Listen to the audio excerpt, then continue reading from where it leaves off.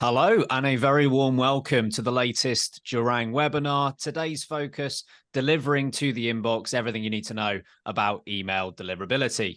We're here for the next 45 minutes or so to talk you through this very important topic within the world of email marketing. If you are watching live, first of all, thank you very much for sparing part of your day to do so. Really good to have you here. And if you're watching on catch up, of course, great to have you here as well. If you have signed up for the webinar and you do need to drop off any earlier than the finish, you will receive a link afterwards, so you can catch the rest of it and anything you missed, and it'll all be available on our YouTube channel. If you are watching live, there is the opportunity to get some questions in. So the first 35 minutes or so of this session will be dedicated to slides, but then the last 10 minutes or so will be the opportunity for any of your questions to be answered by our panel. So if you have any off the bat, feel free to get those in now. You can use the Q&A functionality at the bottom of Zoom. And then if any come up as we go through these slides, please do use that, and we'll be able to go through as many as we can at the end of this session. A quick run through as to what we'll be covering today. So firstly, we'll give an overview and an introduction to what deliverability is, as that works well as a starting point. Double opt-in, the pros and cons of that as a process. Optimizing sender reputation.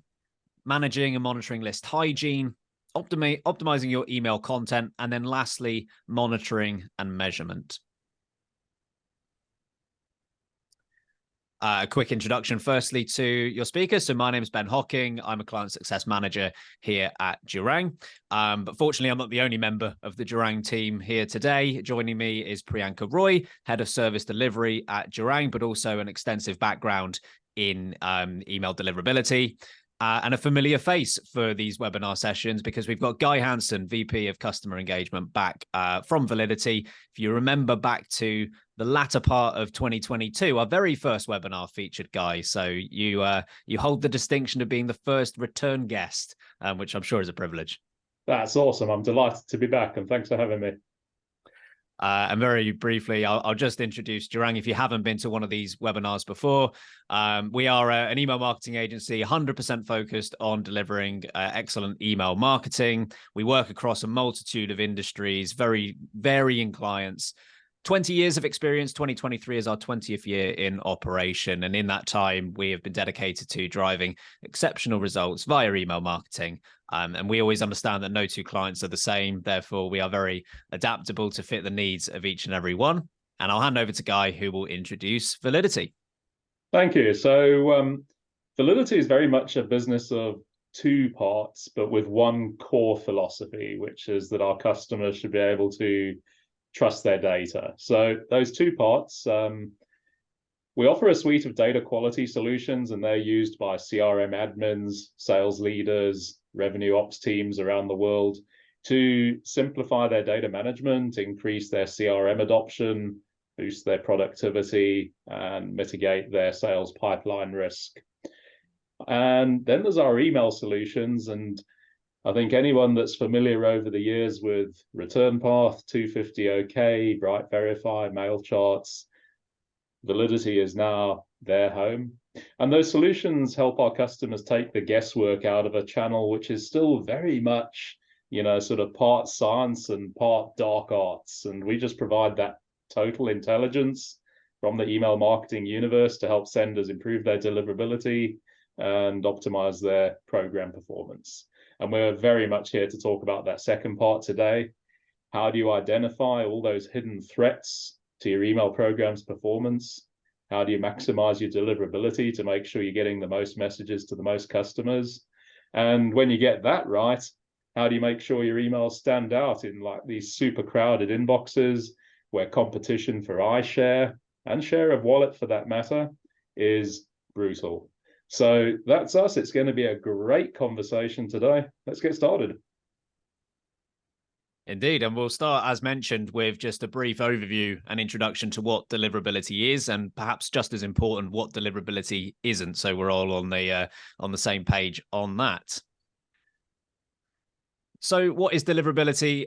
At its core, it is very simply the ability to land in a recipient's main email inbox. And I put emphasis on main for a good reason, because if I wasn't to include that word, it would realistically be quite different. So it's not to be confused with delivery rate. So delivery rate is quite often seen within particular ESPs. So ESPs, email service providers. So there could be platforms such as MailChimp or Campaign Monitor. They will show you a delivery rate.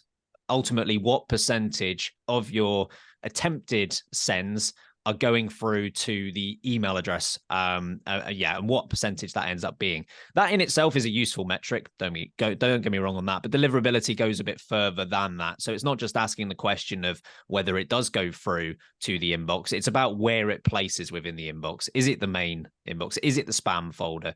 Is it promotions, if we're talking specifically about Gmail? It's that sort of thing that an ESP doesn't necessarily delve into, that is actually incredibly important, because if something ends up in a spam folder, as I'm sure you'll be able to understand, it gives a far reduced chance of being engaged by the recipient. I think probably the main thing to focus on is delivery rate. See that as, has it been delivered? And then see deliverability as, has it been delivered in the right place? It's just an extension of the question in many respects. Why is deliverability important is actually a very simple question to answer, because fewer eyeballs on your content means there's a much reduced chance of engagement. Certainly, if you look at the amount of time, the amount of money, the amount of effort, the expense that you need to put into making an email campaign as great as possible, you can spend a lot of time on getting the copy up to scratch, you can spend a lot of time finding the right imagery, potentially creating a GIF or video in email. A lot of time can go into an email marketing campaign. And when they're done right, they're absolutely worth that time and effort. But if it's only being seen by 50% of the people that it could be seen by, suddenly it's a massive investment that's not being maximized.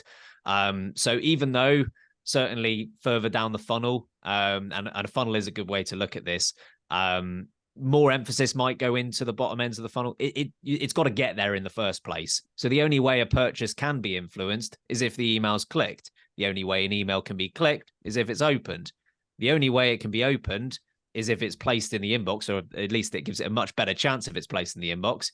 And the only way it can be placed in the inbox at all is if it's delivered. So if you work your way up the funnel, you'll realize that they've got to come in the first place for those later stages to even matter.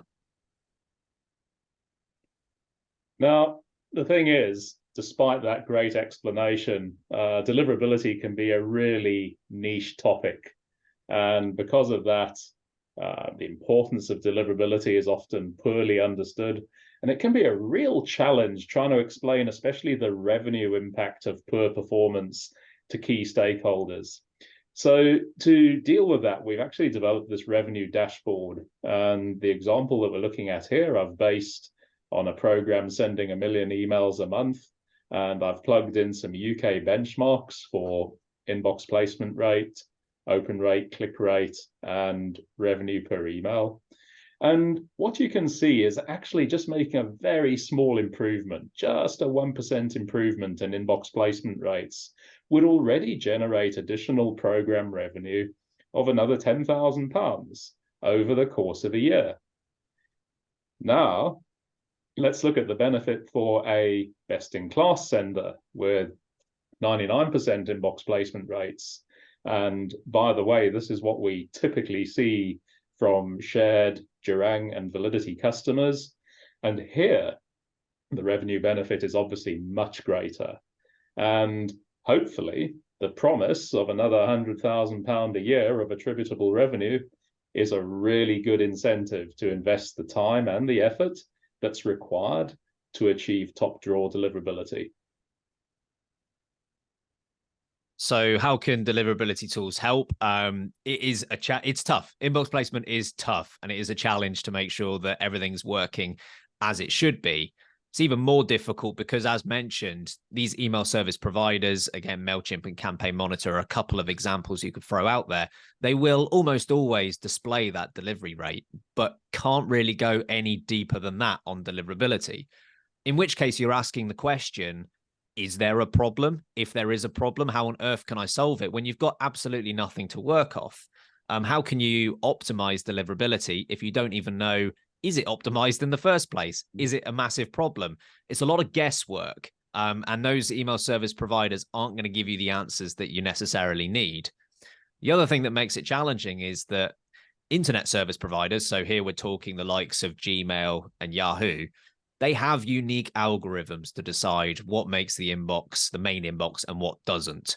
They're all different and they're all quite hidden away with good reason as well. Certainly, if they were more readily available to the public, spammers could find ways to get around these much more effectively. So there is a reason why they keep a tight lid on this, but that doesn't help us as marketers. So it is incredibly difficult to know exactly without the detail which ones are struggling. Are they all fine? Is there one specific issue with, let's say, Gmail? Tools can help with this massively.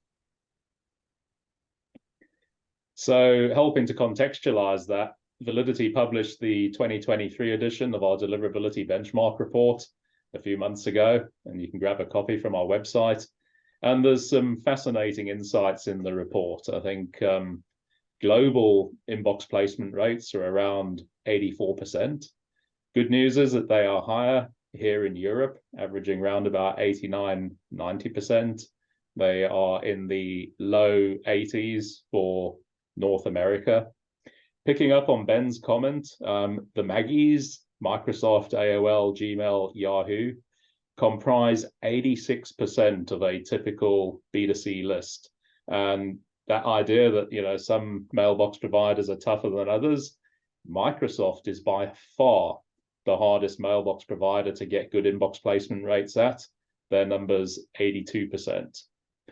Bad news for B2B senders is they have it much harder, and inbox placement rates at major hosting platforms like Office 365 and G Suite average only 79%, while filtering companies like Proofpoint, Barracuda, and Mimecast average 84%. And remember that many businesses will use both, so the impact is a double whammy for B2B senders. There's also some pretty wide variances by industry sector. Best performers include real estate, 97%, media and internet with 95%, and travel and hospitality also does well with 94%. It's much harder for email programs operating on behalf of business services. That's about 83% inbox placement rates, telecoms, 81%, and bottom of the pile, perhaps not surprisingly, financial services with 80%. The UK benchmark is 89%. It's good, but it still means that 1 in every 10 legitimate permission-based marketing emails are not getting delivered. And here in the UK, average revenue per email is about 7.5p per email. So every sender should have a good reason to plug this performance gap. And we're going to start talking about how to achieve that. Thank you, Guy. I mean, these are gold nuggets, right? And it's so important for senders to be aware of these statistics. So, and you know, that's why we are here today talking about deliverability. And when you think about deliverability, the journey starts from when you acquire your subscribers. Therefore, Guy and I, in the following sections, will speak about some drivers of deliverability, discuss best practices, and share some results as well. So I want to start with double opt-in and consent. Now, I cannot discuss double opt-in before talking about subscriber consent and the importance of it. So if you look at this slide, I've just picked these from DMA, who have published their Consumer Email Tracker 2023. Amazing report. If you haven't had a chance, I would recommend you go and read that. And over there, they had interviewed a little over around 2,000 subscribers. And from that report, for today's webinar, I was intrigued by these two questions. So subscribers, in spite of GDPR, are still wondering where brands are getting their email addresses from. And about 36% said they would unsubscribe because they did not recognize signing up or remember signing up. For senders, this should be a concerning bit of statistics, because it is possible that subscribers do not even realize that they have signed up to your newsletters when opting for example, e-receipts or sharing email addresses at a retail store. However, this can then cause disengagement, spam complaints, and of course, impact to deliverability. Therefore, a way to make sure you're acquiring subscribers who want to receive your emails is via double opt-in. Now, what is double opt-in? Think about your website where subscribers are inputting their email addresses, and instead of you spontaneously putting them into your mailing list, what you're doing is you're sending them another email, asking them, do you really want to join our mailing list, or confirm if you want to receive this email? And then if the subscriber hits that button of confirmation, only then, as a sender, you're sending them emails moving forward. Within the email industry, there is a long debate on whether or not double opt-in should be implemented. Of course, there are strong arguments why double opt-in is a good method to make sure your list is clean. Example, you get a strong proof of consent. You've got high engagement rates. You've got cleaner data. All that will result in optimal deliverability, your ability to get into the inbox in the first place. But it can also mean that your list size does not grow as rapidly as you would like. It causes almost an additional friction point for your already busy subscribers. To keep in mind, this is an interesting point I'd like to make, that if your deliverability is not good to even begin with, having a double opt-in mechanism will not work either, because your confirmation emails will never go to the inbox in the first place, or it'll get blocked, and therefore the mechanism of double opt-in will not even work. So to have a double opt-in, you need to have a good inbox placement or deliverability as well. So as senders, think about a balance where you're acquiring email addresses from other sources other than your website, and you're struggling with things like list hygiene. And we will talk about list hygiene in a bit.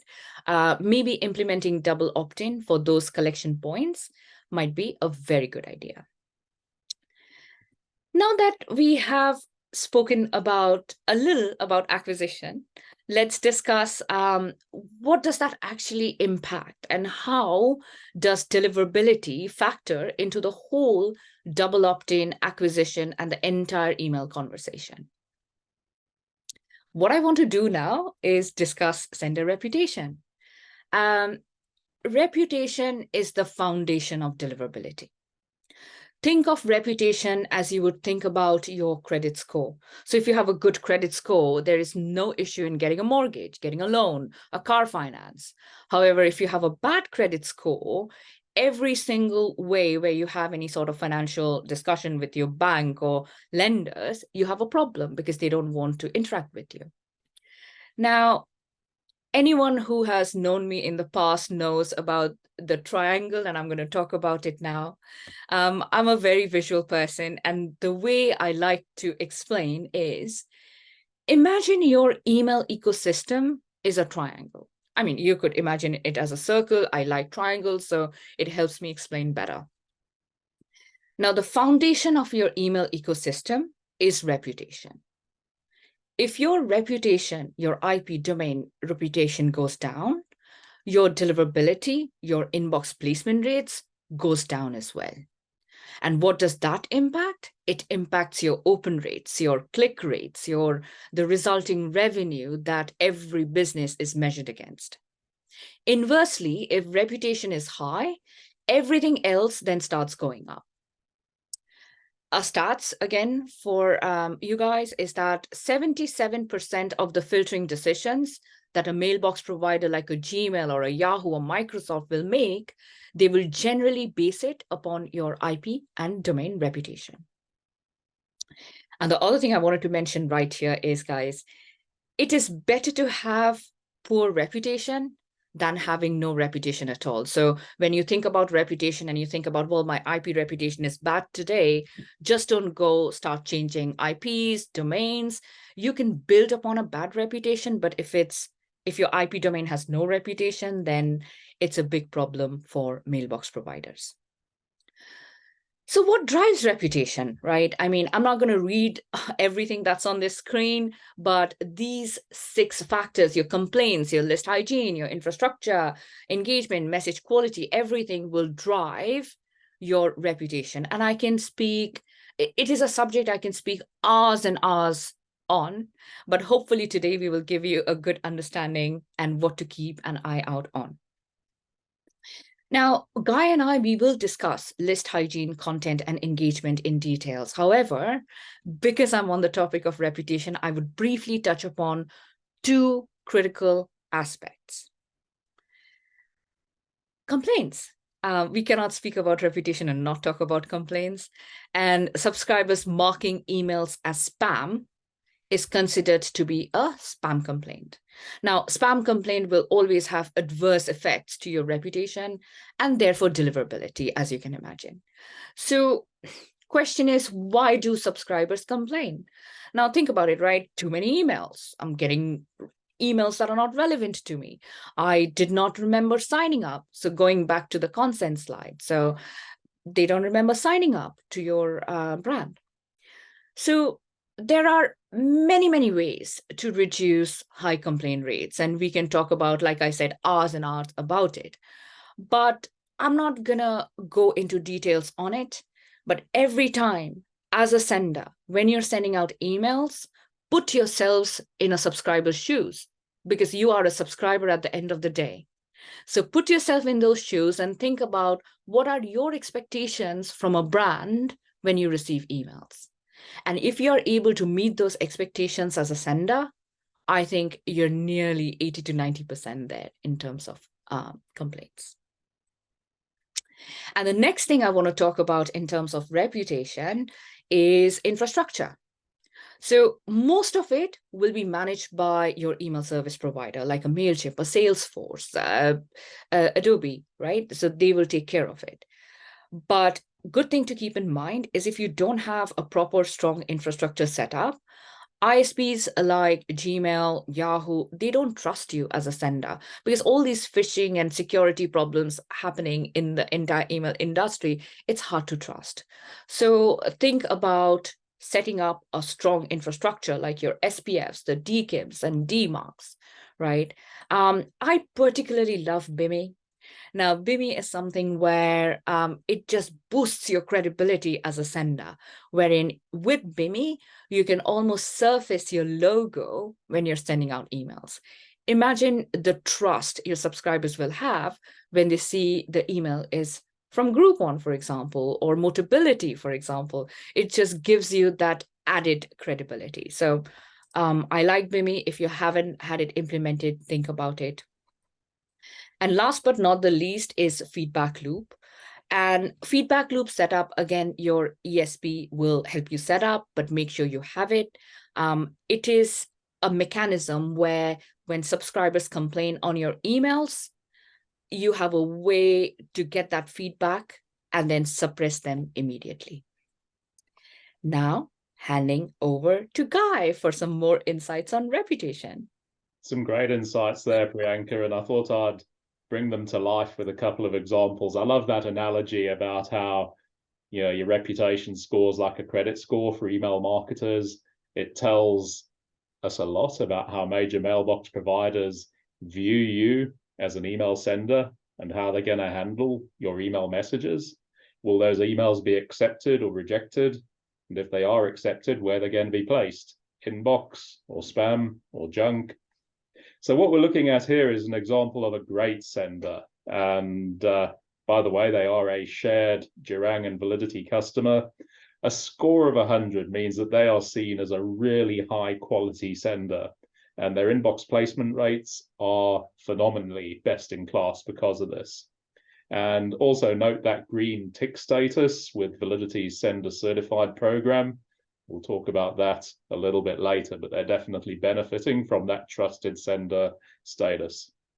Now, let's look at a less good sender, and not a shared customer, by the way.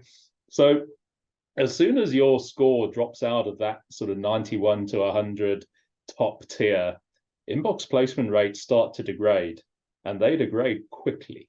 And we can see that this sender has recently increased their volumes, that's the blue line, and as a result, their reputation score in green has become a load more volatile.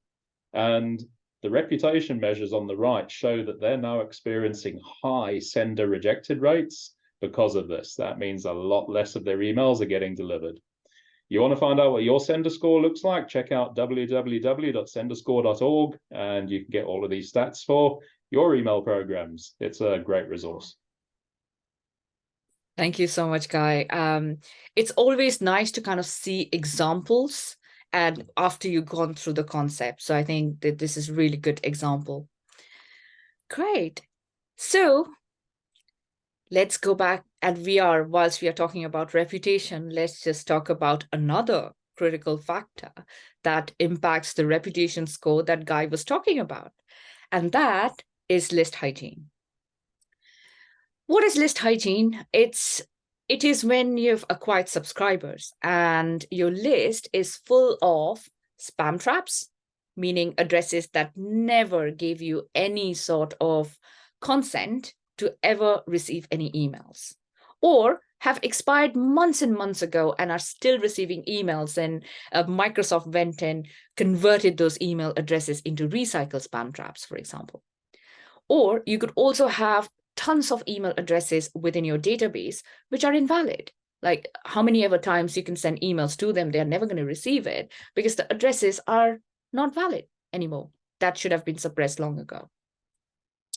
So this above screenshot I have taken from Validity, thank you, Guy, where you can, monitoring results is extremely important. Monitoring your IPs are extremely important. And once you do that, you then have a visibility to what's happening within your list. Do you have spam traps? Do you have pristine spam traps, which are absolutely something that you should never have in your database? So thank you, Guy, for the screenshot. It is just fantastic to see real-time actionable data. Now, we have had many discussions with senders on how we can have better lists. And I think the first thing is to go back to that acquisition and consent conversation that we've had when I first started talking about double opt-in. Now, I will not talk about consent and double opt-in again because we have spoken about that. But when you're thinking about list hygiene, think about having a clear unsubscribe option. It is better for people to be unsubscribing from your email than complaining. So never, ever fear unsubscribes. It's a better positive metric to have. The other thing is reactivation.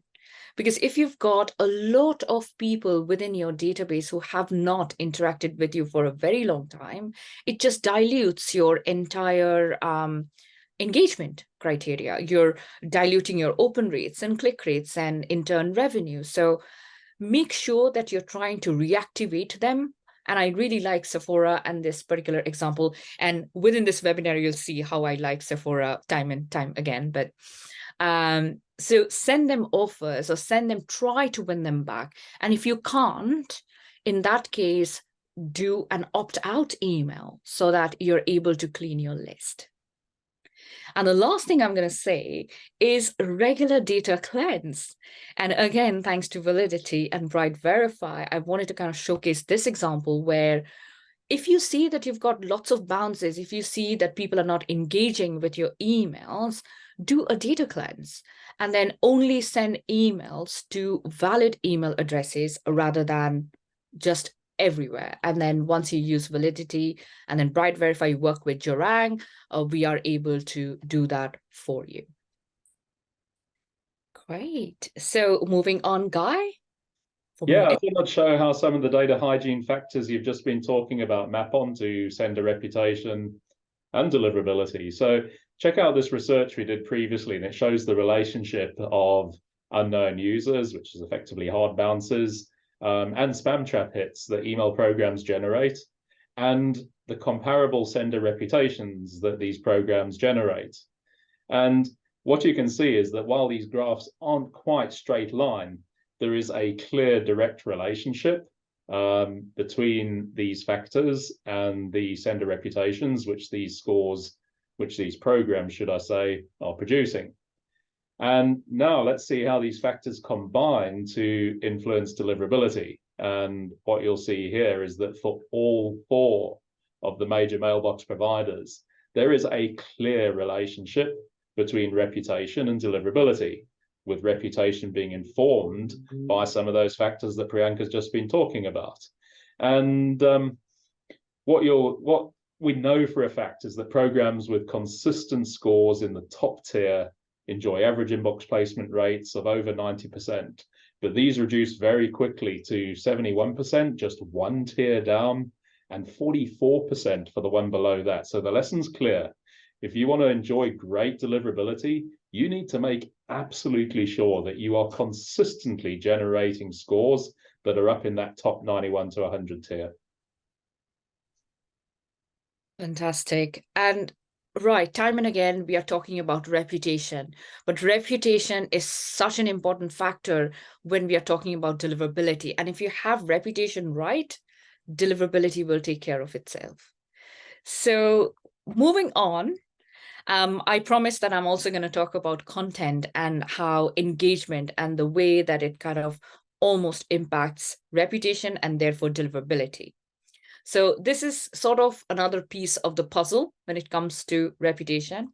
And let's just take a look at how it can help improve deliverability.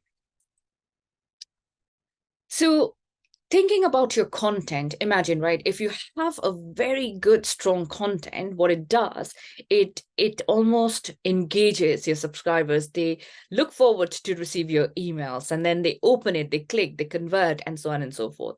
So you have to optimize your email content because that's your shop window. And the only, once you do that, it'll help gain that sort of engagement level. Now, how do you optimize content? There are like so many ways, right?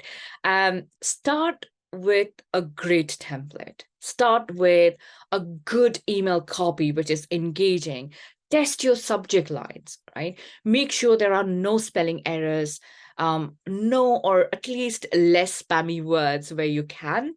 And be careful with emojis, right? Just make sure if you're adding emojis in your subject line, it is relevant and it's not too many, it's not too less. A shameless plug for Gerang. My team has built this beautiful template for Motability. It gained amazing results as well. So fantastic. I just wanted to share with everyone. And then also think about platform optimization, mobile to be precise. Nowadays, everyone is on their mobile checking emails. And how good would it be when you have images that move like a countdown timer? Again, built by my team, a beautiful countdown timer. Look how beautiful this email looks. And I almost want to engage with it right away. I hope you guys do too. But think about these. Every time an image moves, you've got a beautiful template, you've got attractive piece of content. Subscribers are already intrigued. They already want to engage with your brand. And then as a sender, start thinking about segmenting.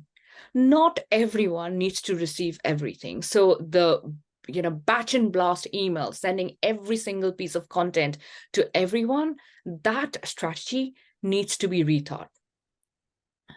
Also, targeting, right? As I've mentioned before, I love Sephora. I love what they do with their email campaigns. So they are not only tracking purchase, they're also doing a first to second purchase email. And they're tracking the stock and they're thinking about, okay, how long does it take for a particular item to get over? And then they're retargeting their subscribers to then do a second purchase with them. And I think this is an extremely good and a wise way of sending targeted email campaigns. There are so many things you could be doing to kind of optimize emails, but start simple.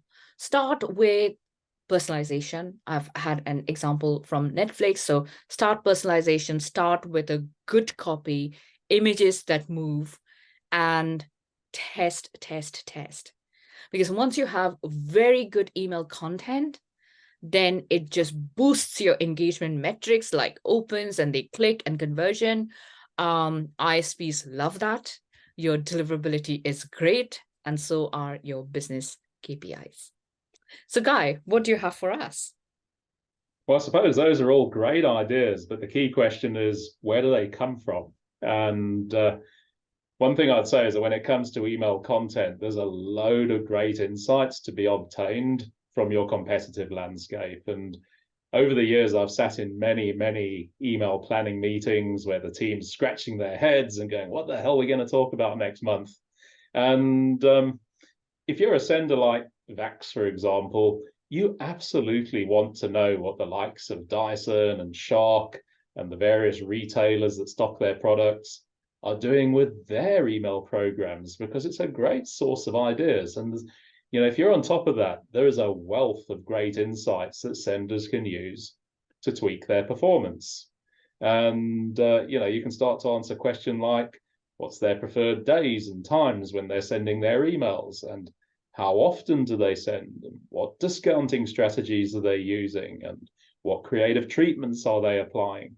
And if you've got the right tools, knowing the answers to these questions can be a really fertile source, for creative inspiration, and they can fuel your competitive strategies too.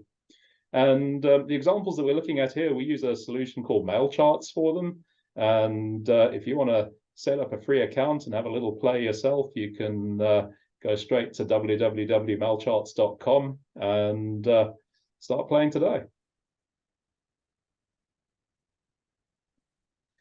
So we're going to finish up with a couple of thoughts on the importance of monitoring and measurement, because all of these concepts we talked about today are great, but are they working, and what should you be monitoring? And I think, for me, when it comes to key metrics, I like to remind our viewers about what I think of as the law of small numbers. We're talking about the metrics that are so small, they don't even really merit any real attention until they go wrong. And, remember, the average UK program sends about 3 emails per week. So that's more than 150 emails per year. So when you take these DMA metrics from their recently published benchmark report of 0.11% for hard bounces and 0.07% for unsubscribes, but you multiply them through by that typical 150 sends a year, that means there is a 17% chance that a subscriber hard bounces during that period. And there's an 11% chance that they unsubscribe. And that's a third of your hard-won subscribers churning, even before we start to consider other negative metrics like spam complaints, where probably around 0.1% per send is a good run rate. And suddenly these numbers are serious, especially when in the UK, the average value of an email address is about £36 per address. And so everything we've been talking about in this session, effective list validation, regular data hygiene, meaningful preferences, they are all essential when it comes to protecting that most valuable asset you have, which is your email list. Now, another important hidden metric that I like to talk about is Microsoft's SRD metric, sender reputation data, especially here in the UK, where on average, Hotmail and Outlook addresses form around about a third of a typical email list. And I love this flowchart that explains Microsoft's filtering process, especially the key bit on the left, customer feedback. So what's happening here is that Microsoft runs a program which they call Spam Fighters. And if you have a Hotmail or an Outlook address and you are part of the program, you will periodically be sampled for your opinion on a marketing email that you've received recently, and you'll be asked what you think about it. Is it a good email that you want to receive, or is it junk? And if you want to see what the typical SRD rate looks like, the chart on the right shows that an average 1 in 4 respondents choose the junk option. And this helps to explain why deliverability at Microsoft is so tough. But there is an upside, because remember, these are your customers that are making these votes. And it's kind of like having a free customer satisfaction survey. So acting on these numbers is a great way of improving your program performance. And we do report on them in our monthly State of Email webinars. If you'd like to learn more about this metric and some of these other small hidden metrics that are so important, check us out at the URL here, stateofemaillive.com, to learn more. Okay, and just one last point before we go into some questions and answers, how Gerang and Validity can help with email deliverability. So certainly there needs to be a combination of state-of-the-art technology and the insight and the analysis that goes along with it. I'd liken it to, I could give you a 100-page report about how effective a rocket launch went. It might have all the detail in it, but if I'm reading it, I haven't got a clue what any of it means. So certainly you need to provide the detail, but you need to provide the analysis that goes along with that. That's where the combination between Validity and Gerang really comes in. It's focusing on the so what. Yes, this number is this. Why does that mean anything to me? How does that impact my business? How does that impact engagement, which then leads to purchases? It's the so what that really captures the attention, and it should capture the attention. So just a note here that really it is that combination that makes it all worthwhile when it comes to deliverability. Fantastic. And with that, we'll focus on a few questions and answers. We have had a few that have come in throughout the duration of the last 45 minutes or so. So thank you very much to all of you who have submitted them. Let's jump in. There was one that came in just a few minutes after we started, which was, how do we ensure that promotional emails go directly to the inbox and not in spam? Priyanka, do you want to kick off on this one? Yeah, absolutely. And that is something we have been talking about throughout this webinar. Thank you for asking this question.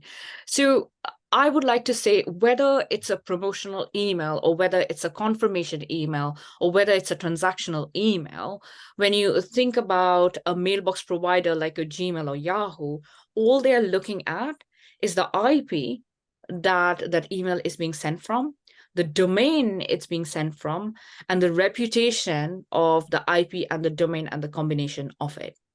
So when you're thinking, if you have the visibility that your emails are in fact going to the spam folder, the question is, like Ben said, why? Why is it going? What are the core problems or metrics that's causing the mailbox provider to get that email into the spam folder, and then solve those core problems? If it's list hygiene, then let's think about data cleansing. If it's engagement, let's think about what sort of engagement. Is it reactivation? Is it something else? So we need to kind of think about the core reputational problems that's actually causing that email to go to the spam in the first place, to then solve those so that you can then land into the inbox. Guy, do you have any other thing to add? Those are all great points. My answer would even be simpler. We work with a lot of filtering companies. We work with a lot of the anti-spam vendors like Spamhaus. And the one thing that they consistently say is, you know what, they actually don't have a problem with permission-based marketing programs. Most of what they are about is protecting their customers from malicious threats which come out of the web. And a lot of the filtering that they do and the rules that they apply against inbound email traffic is predicated by a concern that traffic is malicious, that it's a scam or it's a spam. And the advice that all of them give is, if you want to get delivered, think carefully about what you're sending. Don't look like a spammer. Don't look like a scammer. You'll get delivered. And a lot of the tips and tactics to achieve that are exactly what you just outlined, Priyanka. Okay, the next question that's come in, I'll go to Priyanka on this one first again, as it was a section that you honed in on. Does double opt-in ensure the subscriber has given a correct email address?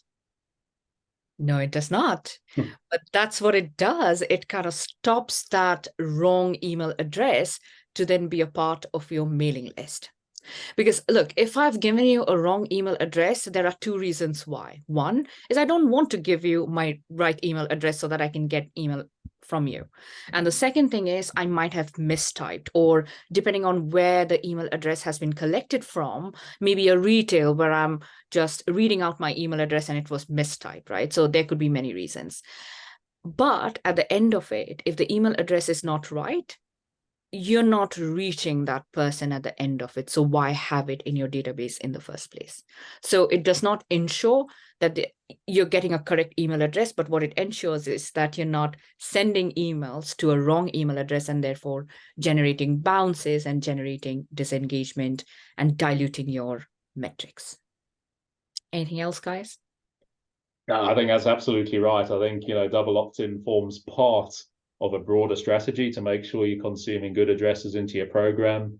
You talked about real-time validation solutions like Bright Verify, and a surprising number of new subscribers do that sort of fat finger fumble, and Hotmail got spelt with 2 L's or .coms got spelt with 2 O's.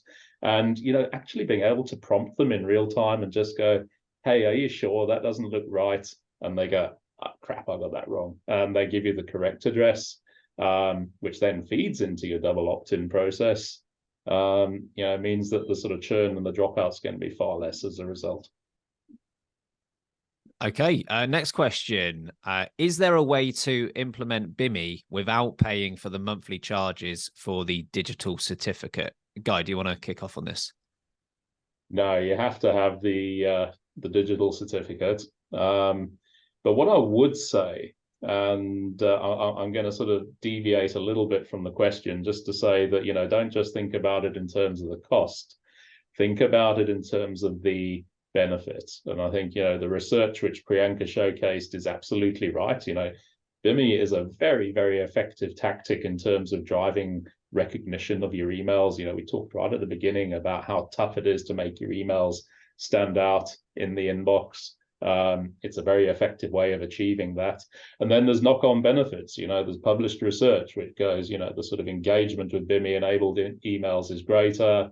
The likelihood to purchase a product or service being promoted by a Bimi enabled email is greater. So, I think don't get too hung up on the costs of implementing Bimi. Think about it rather in terms of the improved engagement that it's going to drive from your customers, and think about it in terms of the improved revenue that you're going to generate from your program as a result.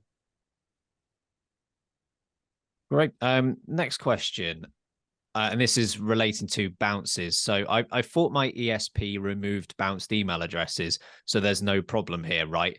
I guess there is probably, Priyanka, if you want to mention maybe soft versus hard bounces, the distinction between those two in that question. Yes. No, you're right. If you're working with an ESP, they would be removing hard bounces for you. Now, hard bounces are those address invalid, mailbox does not exist, and so on. So those email addresses will be removed. But then think about those soft bounces where, because of reputation, the mailbox provider, like maybe a Microsoft, is delaying your send. So if you have a deal that needs to go out in the next 1 hour and you send it across, and then Microsoft says, well, I'm not very sure about your reputation, and therefore I will delay the send by 4 hours. Now, those are soft bounces and those are legitimate addresses. So those won't be removed, but it'll have an impact to your overall business KPIs. Also think about policy blocks. And policy blocks are when, imagine you have a reputational problem and then, God forbid, someone gets listed in Spam House. And therefore what happens is, because of that block list, a lot of mailbox providers will then start rejecting your emails. Now, you cannot remove those email addresses from your database because there are still valid email addresses. You got to think about the core problem and solve it. So in those aspects, the ESP will not be removing those bounced email addresses. It'll still be there in your database. And if you keep on sending to them and it keeps on bouncing, it's just the bounce rate starts going up, and it has that, it's kind of like a vicious cycle. Is that, Guy, do you want to add something on there? I think I wanted to talk about list validation, but it better come from you. I think that's a great answer. I was just going to say, you know, sort of making it more complex. As you know, Priyanka, there is challenges because there's a lack of standardization in terms of the way that those bounce codes get generated. And it does mean that occasionally there are false positives because what is indicated by its bounce code as being a hard bounce is probably more likely to be a soft bounce if you're actually looking at the conditions that generated it. I think it's definitely worth an exercise to sort of compare the codes that you're receiving and the accompanying reasons that you're getting with those codes. And in the places where it matters, this is a hot industry debate, as you'll know from previous morgue sessions that we've attended. So watch this space, and maybe we'll have a sort of utopia of sort of bounce management at some stage in the future where all codes mean the same thing and are trustworthy because of that. And just one final question that's come in. It's a very good question. Shouldn't ESPs be taking more responsibility for its client sends rather than just singling out delivery rate, which, as you've discussed, is different? What are your thoughts on that, Guy?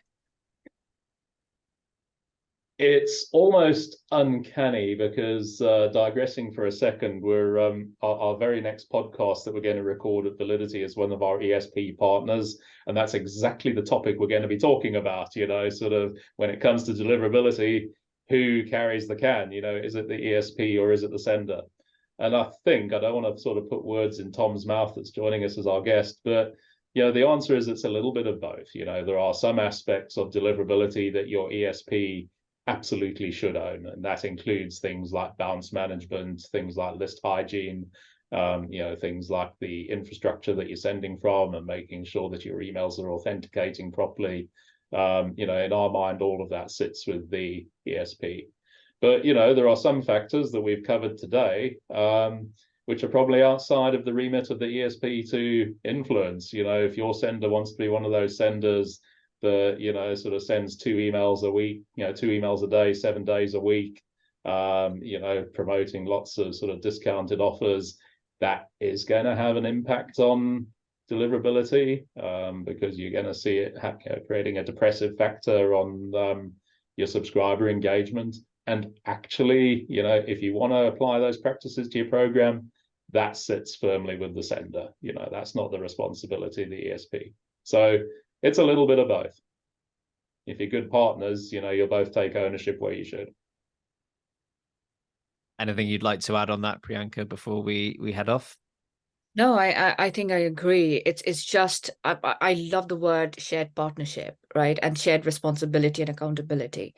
And then the things like content, right? The things like, for example, within Gerang, when we have a content and we think, when we work with a client and we think, okay, this can be optimized, we will always go back and say, hey, can we optimize it? And we will prove, and we'll say, well, there are some spelling errors, we need to kind of change it. So more eyes on it is best thing to do in terms of content, and then think about the segmentation, the targeting, and all these things that will increase your engagement rates and therefore reputation. ESPs won't be responsible for that. It'll more be on the sender side, and the ESPs will have more technical remit, like Guy suggested. So that's great. I think in that case, if you move to the next slide, please, Priyanka, we'll head out of here. Thank you very much to everyone who's joined us today. If you do have any further questions or comments, thank you for all the questions that were submitted. If you did have any ones that popped up as a result of those answers, please do get in touch with us. All of our details are right there, and we'll be happy to assist you in the ongoing quest for email deliverability. As mentioned, this is only one episode of our ongoing monthly series. So if you do want to go back and watch any of the previous ones that we've done, you can do so on our YouTube channel. And additionally, stay tuned for more that are coming up throughout the rest of this year as we head into autumn and winter. But at least for this one, thank you very much for attending. Goodbye. See ya. yeah, see ya. Bye.